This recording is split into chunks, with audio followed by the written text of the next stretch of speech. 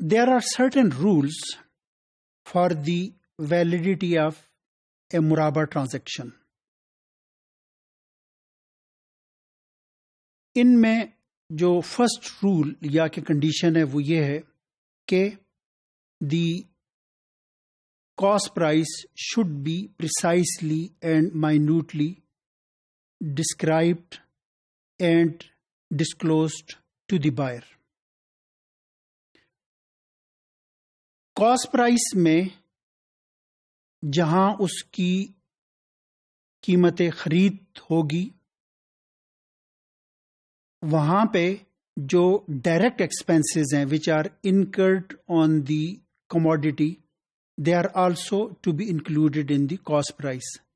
یعنی جس سے مراد یہ ہے کہ اس میں وہ ٹرانسپورٹیشن کے ایکسپینسز ہیں، اسٹوریج کے ایکسپینسز ہیں، اسی طریقے سے بروکریج کے ایکسپینسز ہیں، کوئی کمیشن اس نے دیا اس کے ایکسپینسز ہیں. یہ سارے کے سارے ڈائریکٹ ایکسپینسز ہیں which are incurred on the commodity. They are to be included to the cost price and it is to be disclose to the buyer. کون سے ایکسپینسز کاسٹ پرائس میں شامل کیے جا سکتے ہیں؟ اس میں جو عمومی اصول ہے وہ یہ کہ ہر وہ ایکسپینس کے جس کو کمرشل یوسیج کہ تاجر یا تاجروں کا جو عرف ہے یا ان کا جو یوسیج ہے یا ان کا جو کسٹم ہے، اس میں جن ایکسپینسز کو کاسٹ پرائس کا حصہ بنایا جاتا ہے انہی کو اس کا حصہ بنایا جائے گا. تیسری جو کنڈیشن ہے وہ یہ ہے کہ کاسٹ پرائس شوڈ بی اسرٹینیبل. اس کی وجہ یہ کہ مرابحہ ری سیل کانٹریکٹ ہے کہ اگر آپ کسی کو کوئی چیز سیل کر رہے ہیں تو لازماً آپ نے وہ چیز اس سے پہلے خریدی ہے.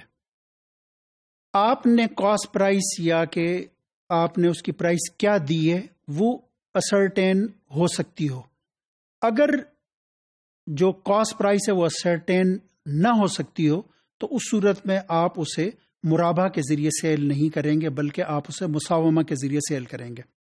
اسے اس مثال سے سمجھا جا سکتا ہے کہ اگر ایک شخص نے کوئی 3-4 چیزیں ایک ہی پیکج میں یا ایک ہی ٹرانزیکشن میں لی، مطلب اس نے چاول، شوگر، اسی طریقے سے آئل یا کہ اور بہت ساری چیزیں مثلا اس نے 20,000 کی خریدیں، اور اب اسے یہ پتہ نہیں ہے کہ ان میں سے ہر ایک کی الگ الگ قیمت کیا ہے.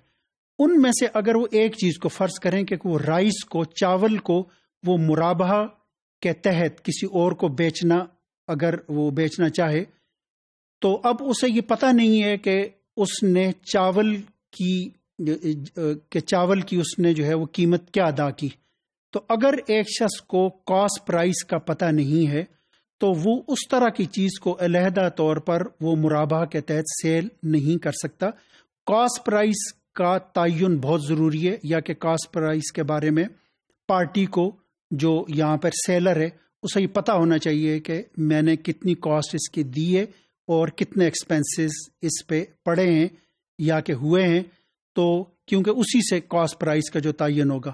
یعنی ایک ایسا ٹرانزیکشن کہ جس میں کاسٹ پرائس کا تعین نہ ہو سکتا ہو، اس طرح کی چیز کو یا اس طرح کی کموڈیٹی کو آپ مرابحہ پر سیل نہیں کر سکتے.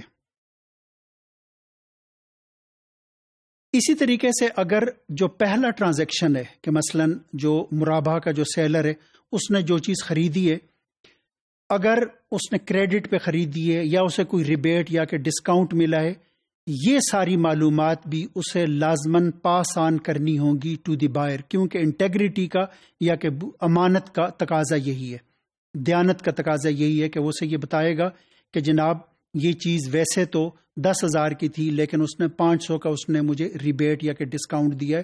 یہ ڈسکاؤنٹ بھی وہ یہ معلومات یہ پاس آن کرے گا، اور اس کا مطلب یہ ہے کہ اب جو کاسٹ پرائس ہے وہ 10,000 نہیں ہے بلکہ 9,500 روپے ہے، کیونکہ اسے اس پہ ریبیٹ ملا ہے.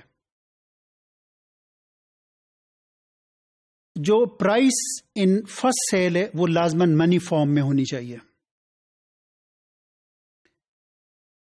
جو پروفٹ کی فکسیشن ہے وہ پرسنٹیج میں بھی ہو سکتی ہے اور لم سم بھی ہو سکتی ہے. مثلا ایک شخص یہ کہے کہ 10,000 کی یہ چیز میں نے خریدی ہے اور میں اس پہ 10% تم سے منافع لیتا ہوں، یا میں اس پہ 500 روپے تم سے منافع لیتا ہوں یا 100 روپے منافع لیتا ہوں، تو یہ لم سم میں بھی منافع ہو سکتا ہے اور پرسنٹیج میں بھی ہو سکتا ہے.